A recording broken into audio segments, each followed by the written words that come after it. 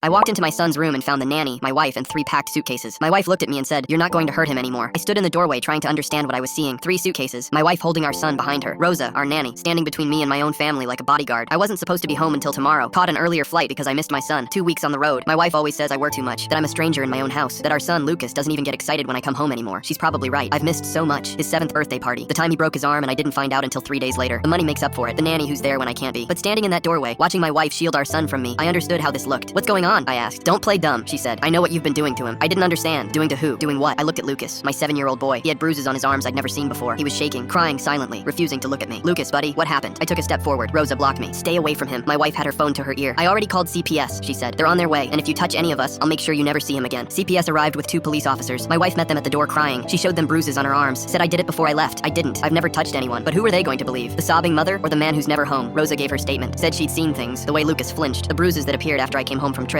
I wanted to scream. None of it was true. They asked to speak with Lucas alone. He wouldn't talk, just sat there shaking, staring at the floor. The officer came back and looked at me differently, like I was already guilty. I was escorted from my own home that night, told not to return until the investigation was complete. My wife filed an emergency motion the next morning. My accounts were frozen. She claimed financial abuse on top of everything else. Said I controlled her with money, kept her trapped. My lawyer called me that afternoon. "This looks bad, really bad. A crying mother, a traumatized child, and a corroborating witness. You need to prepare yourself." Prepare for what? Losing everything? I already had. A week went by. I wasn't allowed to see Lucas, wasn't allowed to call. Every attempt was documented as harassment. I was living in a hotel, staring at the ceiling, trying to figure out how my life fell apart. Then I hired a private investigator. If I was going down, I was going down with answers. The answers came in pieces. The PI found the money trail first. Shell companies, offshore transfers. Almost $250,000 moved over 8 months. My wife had been planning this long before that night, but money wasn't enough. I needed proof about Lucas. That came from Rosa. She showed up 2 weeks after everything fell apart. She looked like she hadn't slept in days. "I was wrong about you," she said, "and I need to show you something." 3 days ago, Rosa came back from her lunch break early. She heard crying coming from Lucas's room, walked toward it. The door was cracked open. She saw my wife grab Lucas by the arm, twist it hard. Lucas whimpered. Then my wife started coaching him. "What do you say if anyone asks about Daddy?" Lucas was sobbing. "That he hurts me, and if you tell anyone the truth, you'll hurt me worse." Rosa recorded everything. 43 seconds of my wife abusing our son and teaching him to lie about it. I listened to it once. I couldn't listen again. My lawyer filed an emergency motion that night. The hearing was the next morning. They played the recording for the judge. My wife tried to claim it was fake. Her lawyer tried to have the recording excluded. Said it was obtained without consent. The judge overruled him. He ordered a voice analysis. It came back authentic within hours. Then the judge asked to speak with Lucas privately. Just him and a counselor. 30 minutes later, the counselor came out. Lucas had told them everything. How mommy hurt him when Daddy was away. How she told him to blame Daddy or she'd hurt him more. How scared he was every day. The judge looked at my wife with an expression I'll never forget. Police were waiting when she tried to leave the courtroom. Lucas was brought to me an hour later. He didn't say anything at first. Just wrapped his arms around my neck and held on. His whole body was shaking. "I wanted to tell you, Daddy," he whispered. "I wanted to tell you so bad." My wife, or should I say ex-wife, got 8 years. Child abuse, fraud, filing false reports. The money she stole was recovered, most of it. Rosa still works for us. She apologized every day for the first month until I finally told her to stop. She was manipulated too. Lucas is doing better. Therapy twice a week. He smiles more now, laughs sometimes. He still flinches when someone raises their voice, but he's getting there. Last week he asked me to coach his soccer team. I said yes before he finished the sentence. I missed his first 7 years trying to provide for him. I won't miss another day trying to be there for him.